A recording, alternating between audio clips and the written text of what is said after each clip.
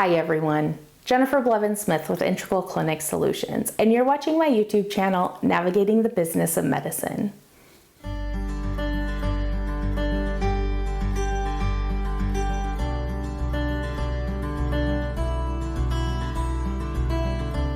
Today I want to talk about the purpose behind provider credentialing. Before we jump in, I just want to let you know that I have launched a healthcare contracting and credentialing course. It is available through the Thinkific platform. The link to my course will be found in the description of this video, so please check it out. All right, the purpose of provider credentialing. Many people don't kind of think about what the purpose of credentialing is. They just know they have to do it and they get it done, right? It's one of those things that are a necessary evil, a necessary part of the process, and it isn't really thought about in a more analytical manner of the exact purpose behind it. So I just want to talk about that today. I know I've mentioned it in a few of my other videos that mention provider credentialing, but I wanted to focus on just the purpose of it in this video. If you think about it, every insurance is kind of like its own club, right? They all have their own members. And when I say members, I'm not talking about the patients who have it as an insurance. I'm talking about the providers in which are part of this club. But in order for them to be part of this club, they first have to be approved. And that's what credentialing's purpose is. It's to see if they're basically good enough in order to be part of the club in which it is, whether it's Blue Cross Blue Shield, United Healthcare, Aetna, etc. The extent in which information is required to approve to be part of the club is quite big. It's quite large in my opinion, but for good reason. If you think about it, these insurance companies are putting a product out for the general public to purchase. And this is going to be for individual consumers, such as yourself and me, that need to have insurance coverage, medical insurance coverage specifically. And this coverage is to help us afford anything that comes up with our health and any treatments that need to be done, services, etc. There is a lot of cost to the consumer when it comes to choosing a healthcare plan. And the healthcare plan's job is to try to direct their consumers, their beneficiaries, in the right direction to find what is most beneficial to them, and that's going to be in their best interest. Part of this is they give incentives for getting wellness exams, for doing certain preventive exams or procedures, and they also say that they will provide beneficiaries with providers in the different specialties to them that are in their area that they trust, okay? So in order for an insurance company to trust a provider, they have to credential them. They need to check and make sure that they're not going to put them at a high liability if they're seeing their beneficiaries. During the provider credentialing, they ask for a lot of information. They ask about undergrad education, pretty much all education, but they start with undergrad education and they go from there. Any training, certificates. They want to know about any kind of disciplinary actions that have been taken against a provider, what the outcome was, what the reason was.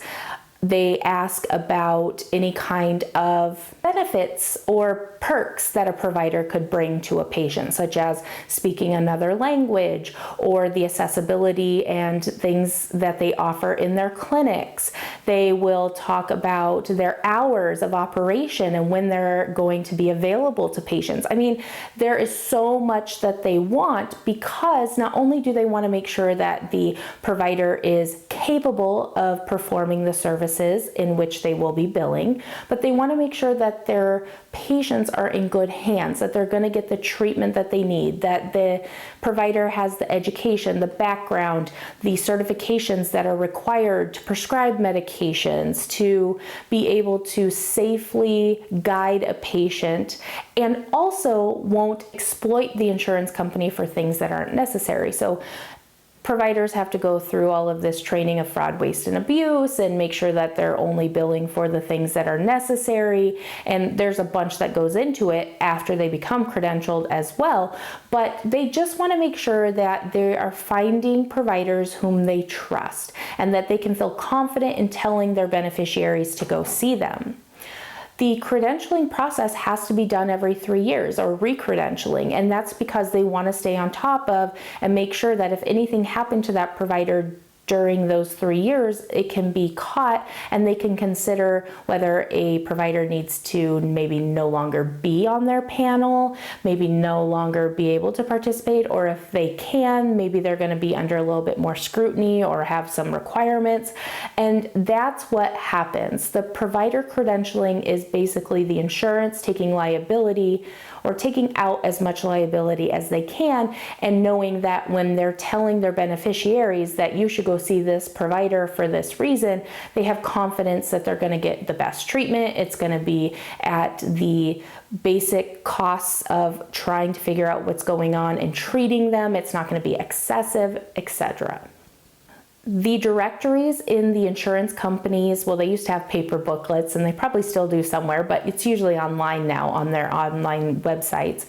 They will say what insurances or different plans that they have at the insurance, which providers in their area are participating, what are some of the important notes they should make. Maybe a provider specializes in something like a little bit subspecialty in one area, and that's how they gather all the information, is through the credentialing process. So although it seems like providers have to jump through a lot of hoops, if you think about the purpose behind it and what they're offering to patients who maybe don't have a lot of knowledge in choosing a doctor, they don't know how to look for who's good and who's bad when it comes to certain things, they're trusting the insurance company to lead them in the right direction. And that is a huge responsibility, especially when it comes into health care, maybe even a parent's, looking for their child or looking for their parents, and insurance companies don't want to be responsible for guiding people in the wrong direction. So they can tell their consumers, their beneficiaries, what they do to vet these providers in order to be on their panels and or participating with them. I hope this helps make sense. Maybe it brings a different perspective. It is frustrating, it is a lot, but if you think of anything else that you take part of in your everyday life, whether it's volunteering at your child's school or you coach an athletic team or anything like that, usually you have to have some kind of background check, right? Whether sometimes it's as extensive as fingerprinting or maybe it's just running your name through a database, there is some kind of vetting process that goes on. So think of provider credentialing as a very detailed vetting process the insurance companies require for providers to be representing them to the general public, to people who don't know a lot about healthcare, because they're relying on the insurance companies to kind of be the quote professionals in that area. If you have any questions or comments about this, please leave that in the comments below. Smash the thumbs up button if today's video was helpful, and please subscribe to my channel if you haven't already. As always, please share this video with anybody whom you feel would benefit. Thank you so much. We'll see you next time. Bye-bye.